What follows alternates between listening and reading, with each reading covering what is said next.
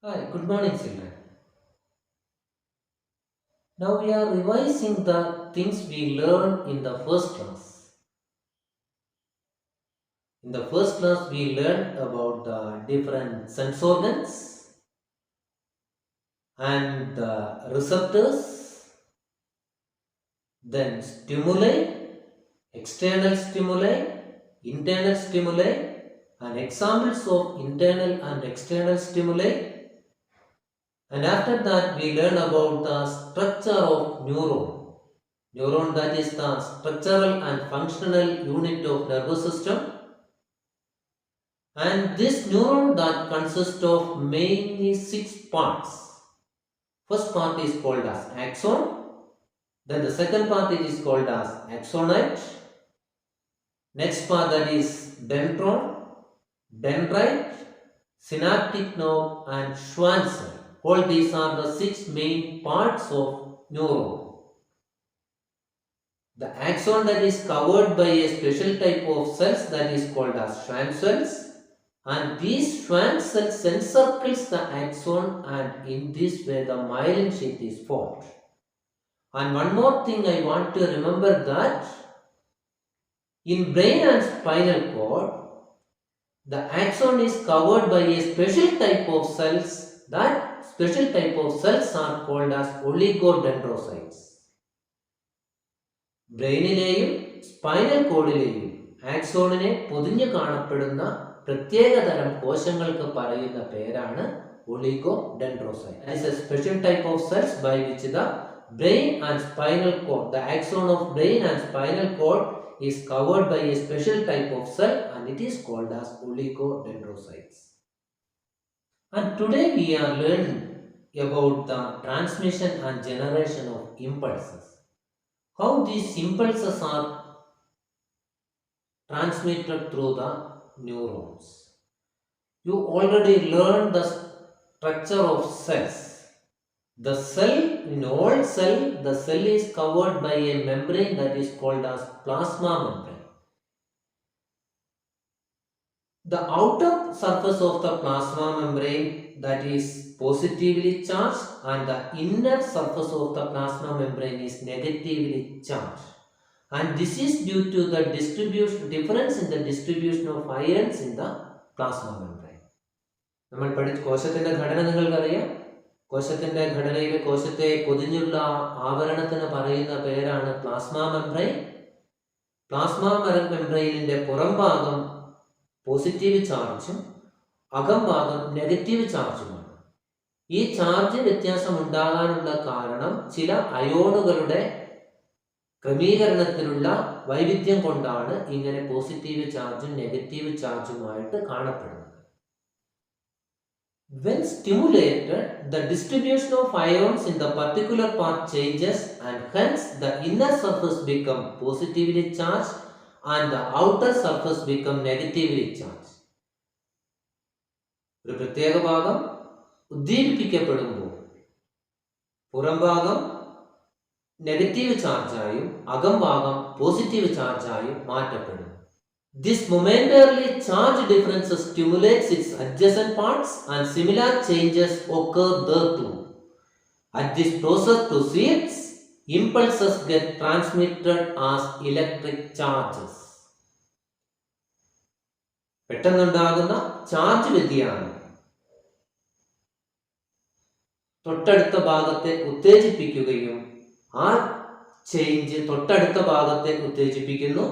ഈ പ്രക്രിയ തുടരുന്നതിലൂടെ impulses electric ചാർജായി transmit ചെയ്യുന്നു. ഇങ്ങനെയാണ് ന്യൂറോണുകളിൽ കൂടി ഇമ്പൾസ് ട്രാൻസ്മിറ്റ് ചെയ്യുന്നത്.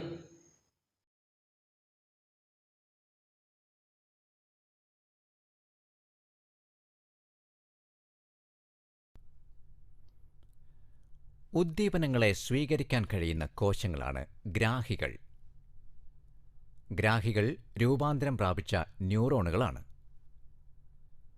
കണ്ണിലെ പ്രകാശഗ്രാഹികളും ചെവിയിലെ ശബ്ദഗ്രാഹികളും ഈ ഗണത്തിൽപ്പെടുന്നു.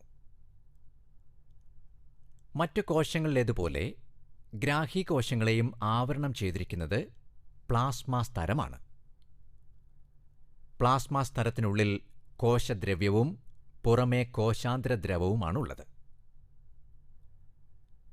പ്ലാസ്മ സ്തരത്തിൻ്റെ ബാഹ്യഭാഗത്ത് പോസിറ്റീവ് ചാർജും ഉൾഭാഗത്ത് കോശദ്രവ്യത്തിൽ നെഗറ്റീവ് ചാർജും നിലനിൽക്കുന്നു. ഇതൊരു സന്തുലിതാവസ്ഥയാണ്. എന്നാൽ ഈ സന്തുലിതാവസ്ഥ സ്ഥിരമല്ല. അത് തകിടം മറിഞ്ഞുകൊണ്ടിരിക്കുന്നു. ഇത്തരത്തിൽ തകിടം മറിയുന്നതിന് കാരണമായ സാഹചര്യങ്ങളാണ് ഉദ്ദീപനങ്ങൾ. ഉദാഹരണം പ്രകാശം, ശബ്ദം, ചൂട് മുതലായവ. പ്ലാസ്മ സ്തരത്തിൽ ഏതെങ്കിലും തരത്തിലുള്ള ഉദ്ദീപനങ്ങൾ ഉണ്ടാകുമ്പോൾ ബാഹ്യഭാഗം നെഗറ്റീവ് ചാർജും ഉൾഭാഗം പോസിറ്റീവ് ചാർജുമാകുന്നു. ഇത് താൽക്കാലികമാണ്. വീണ്ടും പഴയ സ്ഥിതിയിലാവുന്നു. എന്നാൽ ചാർജ് വ്യതിയാനം പ്ലാസ്മ സ്തരത്തിലൂടെ മുന്നോട്ടു പോകുന്നു. ഇതാണ് ആവേഗം അഥവാ ഇംപൾസ്. ആവേഗങ്ങൾ ന്യൂറോണുകളിലൂടെ പ്രേഷണം ചെയ്യപ്പെടുന്നു. So now we are learning about synapse. So you note down the heading synapse. Synapse is the junction between two neurons, or a neuron and a muscular cell, or a neuron and a glandular cell. The electric impulses from axon reaches the synaptic node, and when reaches in the synaptic node, certain chemical substances are produced in the synaptic cleft. And these chemical substances produced in the synaptic cleft is called as neurotransmitter. These neurotransmitters stimulate the adjacent dendrites or new cells, and new electric impulses are generated. ഒരു ന്യൂറോണും മറ്റൊരു ന്യൂറോണും കൂടിച്ചേരുന്ന ഭാഗമോ, ഒരു ന്യൂറോണും മറ്റൊരു muscular സെല്ലുമായി ചേരുന്ന ഭാഗമോ, ഒരു ന്യൂറോണും ഒരു ഗ്ലാൻഡുലാർ സെല്ലുമായി ചേരുന്ന സന്ധിക്കുന്ന ഭാഗത്തിനോ പറയുന്ന പേരാണ് സിനാപ്സ് എന്ന് പറയുന്നത്. ന്യൂറോണിൽ കൂടി പോകുന്ന ഇലക്ട്രിക് ഇമ്പൾസസ് സിനാപ്റ്റിക് നോബിൽ എത്തുമ്പോൾ സിനാപ്റ്റിക് വിടവിലേക്ക് സ്രവിക്കപ്പെടുന്ന ചില പദാർത്ഥങ്ങളുണ്ട്, രാസപദാർത്ഥങ്ങളുണ്ട്. ഇത്തരം രാസപദാർത്ഥങ്ങൾക്ക് പറയുന്ന പേരാണ് ന്യൂറോ ട്രാൻസ്മിറ്റർ അല്ലെങ്കിൽ നാഡീയ പ്രേക്ഷകം എന്നാണ് അതിന് മലയാളത്തിൽ പറയുക. ശ്രദ്ധിക്കുക,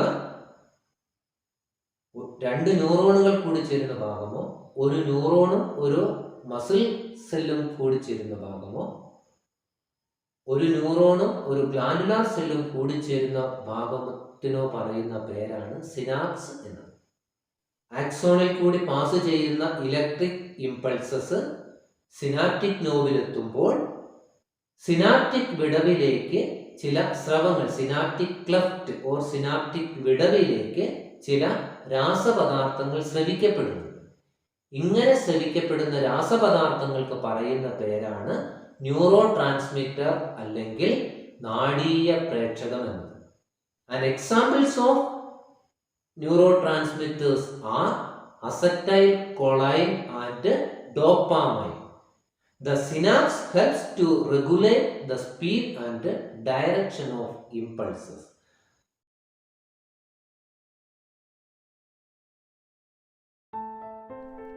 Transmission of impulses through synapse. The junction between a neuron and another cell is called synapse. Synapse can be formed between two neurons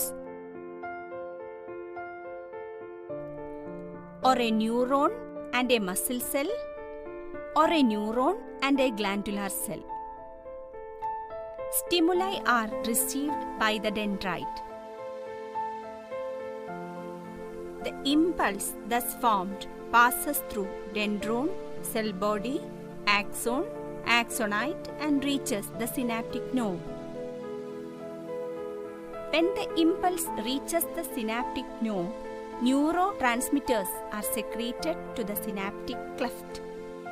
Neurotransmitters convert electric impulses into chemical impulses. These chemical impulses stimulate the adjacent cells and the impulses reach there. Innumerable numbers of impulses are transmitted through the neurons and synapse during every second. In your textbook, 3 different types of synapses are given. First one, nervous cell. Second one, muscle cell. And third one, glandular cell. The junction between nerve cell and nerve cell, the junction between nerve cell and muscular cell, and the junction between glandular cell and nerve cell. So in this way, 3 different types of synapses are there. Nervous cell, muscle cell and glandular cell. So these are the 3 different types of synapses. Now we can learn about the different types of neurons. So you write down the heading, different types of neurons. On the basis of the direction of the impulses, neurons can be divided into 2 categories. First one, sensory neuron, and second one, motor neuron. This is based on the direction of the impulses. The neurons can be divided into 2 categories. First one, that is sensory neuron, and the second one, that is motor neuron. And write down the heading, sensory neuron. What are called as sensory neurons? Sensory neurons carries impulses to the brain and the spinal cord. The neurons that carries messages to the brain and spinal cord are called as sensory neurons. And second one, that is called as motor neuron, and the motor neuron carries messages or impulses from the brain and spinal cord to the different parts of the body. ഇമ്പൾസസിനെ എങ്ങോട്ട് കൊണ്ടുപോകുന്നു എന്നതിൻ്റെ അടിസ്ഥാനത്തിൽ ന്യൂറോണുകളെ നമുക്ക് 2ആയിട്ട് തിരിക്കാം. ഒന്നാമത്തതിനെ sensory neuron എന്നും രണ്ടാമത്തതിനെ motor neuron എന്നും പറയുന്നു. ഇനി സെൻസറി ന്യൂറോൺ എന്ന് പറഞ്ഞാൽ ശരീരത്തിൻ്റെ വിവിധ ഭാഗങ്ങളിൽ നിന്ന് ഇമ്പൾസസിനെ ബ്രെയിനിലേക്കും സ്പൈനൽ കോഡിലേക്കും കൊണ്ടുപോകുന്ന ന്യൂറോണുകൾക്ക് പറയുന്ന പേരാണ് സെൻസറി ന്യൂറോൺ എന്ന്. മോട്ടോർ ന്യൂറോൺ എന്ന് പറഞ്ഞാൽ ബ്രെയിനിൽ നിന്നും സ്പൈനൽ കോഡിൽ നിന്നും ശരീരത്തിന്റെ വിവിധ ഭാഗങ്ങളിലേക്ക് സന്ദേശങ്ങളെ കൊണ്ടുപോകുന്ന ന്യൂറോണുകൾക്ക് പറയുന്ന പേരാണ് മോട്ടോർ ന്യൂറോണുകൾ എന്ന്. Now we can learn about nerves. You know that the nerves are group of axons or nerve fibers. ആക്സോണുകളുടെ കൂട്ടമാണ് നാഡികൾ അല്ലെങ്കിൽ nerves എന്ന് പറയുന്നത്. These are covered by connective tissue. ഈ നെർവുകളെ കവർ ചെയ്യുന്നത് കണക്റ്റീവ് ടിഷ്യൂ ആണ് ഇതിനെ പൊതിഞ്ഞ് സൂക്ഷിക്കുന്നത്. Nerves are divided into 3 categories. That is sensory nerve, second one motor nerve, and third one mixed nerve. Based on the messages carrying from brain and spinal cord to different parts of the body and different parts of the body to brain and spinal cord, the nerves are divided into 3 categories. First one, that is called as sensory nerve, second one it is called as motor nerve, and the third one it is called as mixed nerves. And what are called as sensory nerves? The nerves that carries messages or impulses from various parts of the body to the brain and spinal cord are called as sensory nerves. The nerves which carries impulses from various parts of the body to the brain and spinal cord are called as sensory nerve. And second type of nerve, it is called as motor nerves. These are nerves which carries impulses from brain and spinal cord to the different parts of the body. ബ്രെയിനിൽ നിന്നും spinal കോഡിൽ നിന്നും ശരീരത്തിന്റെ വിവിധ ഭാഗങ്ങളിലേക്ക് സന്ദേശങ്ങളെ കൊണ്ടുപോകുന്ന nerves പറയുന്ന പേരാണ് motor nerves. And the third category of nerve is called as mixed nerves, which carries impulses to and from the brain and spinal cord. ശരീരത്തിന്റെ വിവിധ ഭാഗങ്ങളിൽ നിന്ന് ബ്രെയിനിലേക്കും സ്പൈനൽ കോഡിലേക്കും സന്ദേശങ്ങൾ എത്തിക്കുന്നു. അതുപോലെ തന്നെ സ്പൈനൽ കോഡിൽ നിന്നും ബ്രെയിനിൽ നിന്നും ശരീരത്തിന്റെ വിവിധ ഭാഗങ്ങളിലേക്കും ശരീരത്തിന്റെ വിവിധ ഭാഗങ്ങളിൽ നിന്ന് ബ്രെയിനിലേക്കും സ്പൈനൽ കോഡിലേക്കും സന്ദേശങ്ങൾ എത്തിക്കുകയും ചെയ്യുന്ന നെർവ്സിന് പറയുന്ന പേരാണ് mixed nerve. These are the three different types of nerves. First one sensory nerve, second one motor nerve, and third one mixed nerve.